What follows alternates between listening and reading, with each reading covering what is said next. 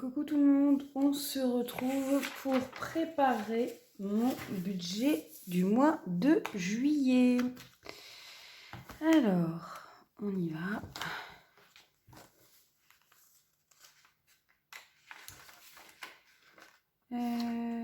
Voilà, c'est parti. Je le fais en même temps. Voilà, j'essaye de cadrer à peu près les choses. Alors, pour le mois de juillet, en salaire, j'ai touché 1537,81 €. La CAF, je touche 196,60 € et mon découvert était de moins 362,12 €. Attendez, je vais juste me permettre, voilà, c'est plus facile pour moi, voilà, d'écrire ici. Donc, ce qui nous fait un total... comment j'ai calculé? J'ai un petit doute. Attendez, je vais le faire avec vous. Parce que j'ai ma petite fiche à côté. 1537,81 plus 196,60. 1734,41 moins le découvert. Oui, c'est bien ça. Donc, on a un total de 1372,29 €. Voilà pour les rentrées d'argent. Alors, on y va. Les charges fixes. Donc, j'ai l'EDF, pas de ma maison ici, c'est Maxime, mon conjoint, qui paye. Moi, je paye l'électricité de la maison à Cagnes, enfin, là où ma maison, où je suis propriétaire. Donc, 101 € qui sont mensualisés. La SOR, donc c'est l'eau, on est à 14 € par mois. Mon forfait téléphone, ouais, c'est bon. Forfait téléphone, je regarde si ça filme parce que la dernière fois, j'ai eu des soucis de mémoire. Téléphone, on est sur un forfait à 14 € et je sais que, pardon, l'eau, ça a été prélevé le 4 et le téléphone, ça a été prélevé le 30 juin. Ensuite, maison. Donc, maison, c'est mon prêt immobilier. 498 €. Donc, oui, j'essaye d'arrondir, hein, toujours au supérieur. Donc, ça a été prélevé le 5. Mon fenêtre. Donc, c'est mon prêt, comme je l'ai expliqué dans la vidéo précédente, c'est mon prêt des fenêtres. On a rechangé toutes les fenêtres à la maison là-bas. Donc, je rembourse 150 € par mois. Ensuite, l'assurance de ma voiture. Donc, ma voiture, elle est à moi, hein. J'ai pas de prêt dessus. Il y a longtemps que le prêt a été remboursé. Et ma petite voiture, eh ben, elle ira jusqu'au bout. Donc, c'est 30 € par mois. Ensuite, j'ai une assurance XL Prévoyance. 11 €. J'ai l'assurance habitation. Donc maintenant, il me prélève 38 € par mois. J'ai une assurance hospitalisation, c'est-à-dire que quand je suis hospitalisée de plus de 2 jours, j'ai des indemnités journalières qui me sont versées. Et la nourrice, j'ai fait son virement. Je lui dois 142 € ce mois-ci. Donc ça nous fait un total...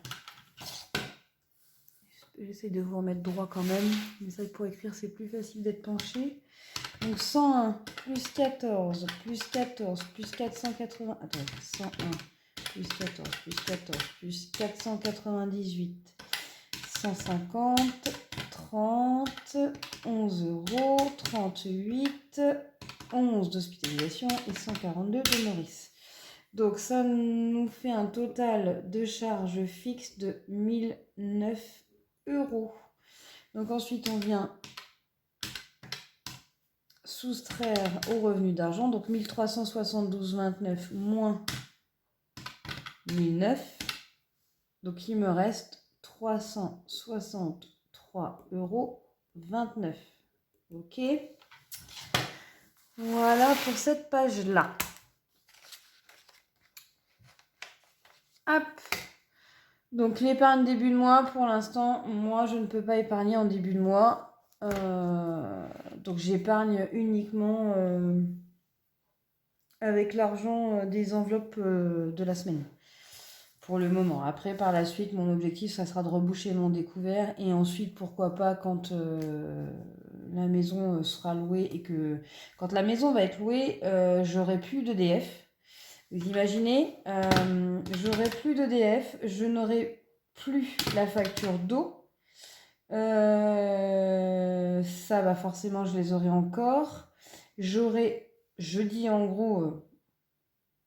Enfin, je les aurai encore, non, puisque je vais essayer, je vous dis des bêtises, au minimum, il faut que le loyer rembourse le prêt immobilier. S'il ne rembourse pas le prêt des fenêtres, c'est pas dramatique, mais qu'il rembourse au moins le prêt immobilier. Donc ça, si je le garde et si je garde l'assurance habitation, parce qu'il faut que je me renseigne, savoir en tant que propriétaire, quand on loue une maison, si c'est, enfin, je sais que le locataire doit assurer la maison, mais est-ce que le propriétaire également? Donc, il faut que je me renseigne de ça. Mais il n'empêche que quand elle sera louée, vraiment au minimum, j'ai 613 € qui me revient par mois. Donc, après notre mariage, on a décidé d'ouvrir un compte commun et de verser, enfin de calculer toutes nos charges. Et ensuite, on divisera ces charges en deux. Donc, chacun mettra une partie sur ce compte commun pour que, voilà, en gros, les factures soient prélevées dessus et qu'ensuite chacun a son reste à vivre de son côté. Donc à ce moment-là, je pense que je pourrais épargner en début de mois. J'ai toujours cette phrase où on dit paye-toi toujours en premier. Bah, pour le moment, je ne peux pas. Dans les charges variables, on va avoir les courses. Donc on va essayer, je dis bien essayer, de ne pas dépasser les 200 € ce mois-ci. Donc il faut se restreindre un peu. Hein. Enfin, ça, c'est les 200 € sans compter le budget enveloppe de chaque semaine. Ça, c'est... Moi, en fait, je fais un drive par mois. Et ensuite, voilà, on essaye de ne pas trop dépasser et d'utiliser les 20 € par semaine pour l'apport en pain et éventuellement épicerie ou boucherie. Mais malheureusement, ça devient compliqué. Donc souvent... Bon, désolé, me revoilà. On a été coupé. Pourquoi? Parce que bah, ça arrive quasiment jamais. Hein. Forcément, il faut que ça tombe au niveau de la vidéo. J'ai l'alarme incendie là-haut qui s'est mise en route. Donc comment vous dire que j'avais couché Tom? Donc ça va, il dormait pas, donc ça l'a pas réveillé. Mais ouais, c'est fort désagréable d'avoir cette alarme-là qui se met en route. Et en plus, ma vidéo avait coupé puisque j'étais en train de vous dire voilà, que j'avais prévu 200 € pour les courses. Et que nous, on fait un drive une fois par mois. Et qu'après, on essaye d'utiliser les enveloppes. Là, je budgétise 20 € par semaine pour le pain, la boucherie, etc. Et que ça, c'est vraiment que mon budget. Donc après, si besoin, mon conjoint vient en renfort. J'ai expliqué aussi que j'avais fait donc un plein de gasoil à 70 € et que normalement, ça fait à peu près le mois, sauf la complication parce que la nourrice est en vacances au mois de juillet. Et que je vais avoir des navettes à faire chez mes parents, sachant qu'ils sont à 80 km de chez moi. Donc je pense que ça ne suffira pas au niveau budget, donc on verra comment je vais procéder. Mais normalement, ça me fait le mois parce que mon travail, il est à 2 km de ma maison. Et les poubelles, c'est les poubelles du mois dernier. C'est tout simplement que j'avais pas eu le temps d'aller chez moi récupérer la facture. Donc du coup, j'ai un petit peu de retard sur le paiement et du coup, je viens de faire partir la facture. Elle sera prélevée sur le mois de juillet. Donc on a fait 363 moins les 314 et il nous reste 49,29 € sur le budget du mois. Et ensuite, j'avais tourné la page. Alors, je vérifie que ça continue à filmer parce que je pense que j'ai quasiment plus de mémoire. Et on en était là. Donc, j'étais en train d'indiquer. Donc, pour les courses, donc c'est 1 mois à 5 semaines. Enfin, je dis ça, mais... j'ai eu ma paye là, donc mon remplissage, on est combien là? Je suis perdue. On est... je suis sur juin, je disais, il y a un problème. On est 8. Donc là, j'ai eu un remplissage de 3, 4 semaines et ma paye va arriver là. Donc je préfère rester sur 5 semaines. Donc c'est 20 € par semaine. Tac. Soit un budget de 100 €. Ensuite, j'ai l'enveloppe d'hiver. C'est 10 € par semaine. Donc 50 €. J'ai l'enveloppe loisir. Idem, c'est 10 € par semaine. Donc 50 €. Ensuite, j'ai l'enveloppe bébé. Pour lui, c'est 20 € par semaine. D'ailleurs, il va falloir que j'aille demain. Je l'ai d'utiliser puisqu'il n'a plus de lait. Donc rien que la boîte, déjà, il y en a pour 15 €. Donc lui, c'est 100 € par mois. Parce que maintenant, il mange comme nous. Avant, c'était un peu plus, mais j'essaye voilà, de temps en temps varier entre petits pots et de lui faire de la nourriture mixée. C'est pas encore gagné, il a un petit peu de mal, mais il arrive quand même à manger quand c'est du taboulé ou des petites choses qui fondent un peu dans la bouche. Et enveloppe santé, on prévoit comme d'habitude un budget de 50 € par mois, en sachant qu'il va falloir que j'aille acheter la crème solaire pour Tom pour les vacances. Donc à mon avis, il va pas rester grand chose. Et donc 100 et 100, ça fait 200, 300, donc on est sur un budget de 350 €. Et c'est là qu'on va voir à combien je débute mon mois à découvert. Alors, il nous restait 49,29 € moins 350. Eh ben, on débutera comment le mois à moins 300,71 € de découvert. Alors, je vais comparer par rapport au mois de juin.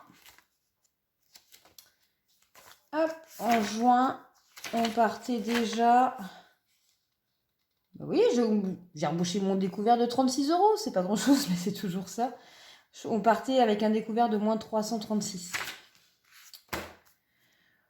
Donc voilà pour le budget du mois de juillet. Vous voyez un petit peu comment je procède et que je procède avec un découvert. Donc après...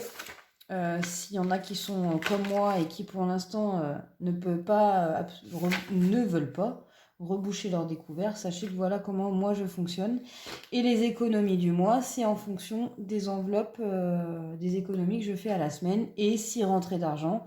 Là, vous voyez, il y a une épargne dans l'enveloppe de Tom. C'est tout simplement qu'on a vendu son parc. Mais ça va sûrement repartir parce qu'on a besoin d'acheter 2 barrières de sécurité pour mettre une en haut de l'escalier, puisque j'ai déjà celle en bas, et une au niveau de la porte de la cuisine. Donc, voilà, ça y est, le budget du mois de juillet est fait. J'ai déjà anticipé, j'ai fait mon remplissage pour la semaine 1. Et on se retrouvera samedi pour le bilan de la semaine 1 du mois de juillet. Eh ben, j'espère que ce mois de juillet sera bénéfique pour vous, hein, que vous allez faire des belles économies. Nous, on verra ça à la fin du mois, les économies qu'on aura fait. Et sur ce, ben, je vous fais plein de bisous. À très bientôt. Bisous, bisous.